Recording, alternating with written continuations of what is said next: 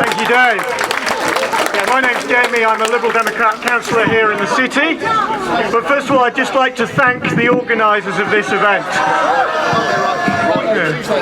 I'd like to thank all of the organisers of this event and all of the superb speakers that have spoken so far today. I'd also like to thank all of you for coming, because up and down the country you are joining hundreds of thousands of people who are sending a clear message: we will not surrender our democracy.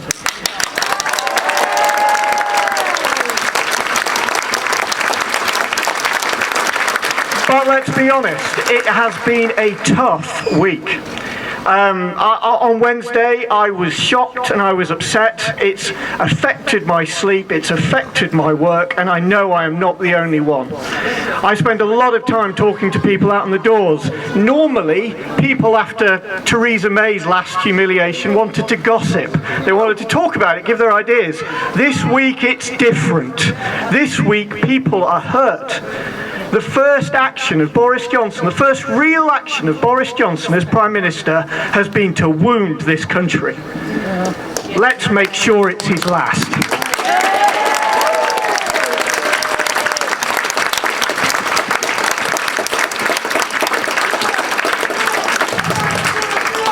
I know through bitter experience that the tactics that this government are using are the tactics that gangs of bullies and charlatans use to get their own way. We cannot allow them to crush our spirits.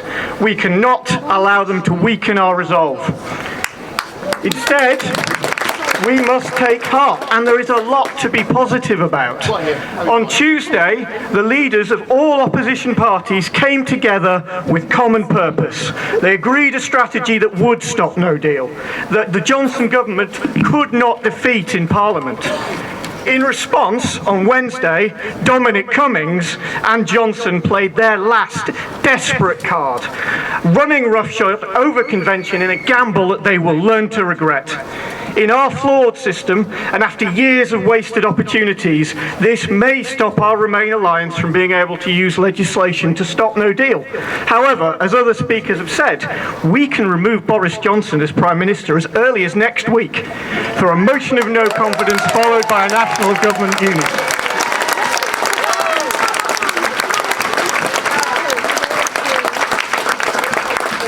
Dominic Cummings is betting this will not happen, simply because he believes there is more that divides us than unites us.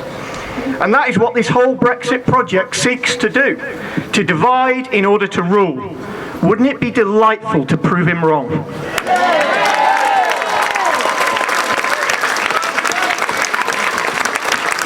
Over the past 3 years in my campaigning to stop Brexit, I have been mindful that when we succeed, a large number of people will feel robbed. After David Cameron made promises he immediately failed to keep, these people are now seeking to cash a cheque written by Boris Johnson that we all know will come back marked insufficient funds.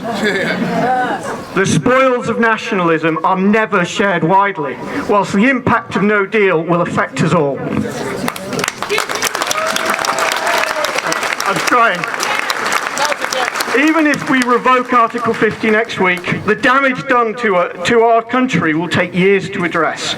We must all make a promise today that after we stop Brexit, we will work with the same passion and conviction to address the underlying issues that led us to this precipice.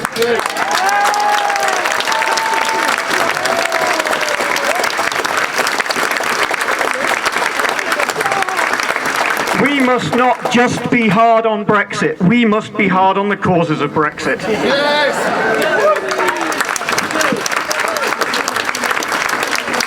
Now, I think in order to do this, beyond remaining at the centre of European politics, we need to deliver a reconciliation of our divided society, a restoration of our parliamentary democracy, and reparation for those communities who have been badly let down by successive governments.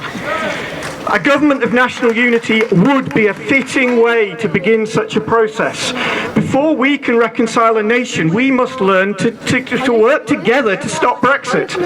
To do this, we are going to need to remember to forgive one another for perceived transgressions and listen to one another's arguments, to focus on our shared aspirations.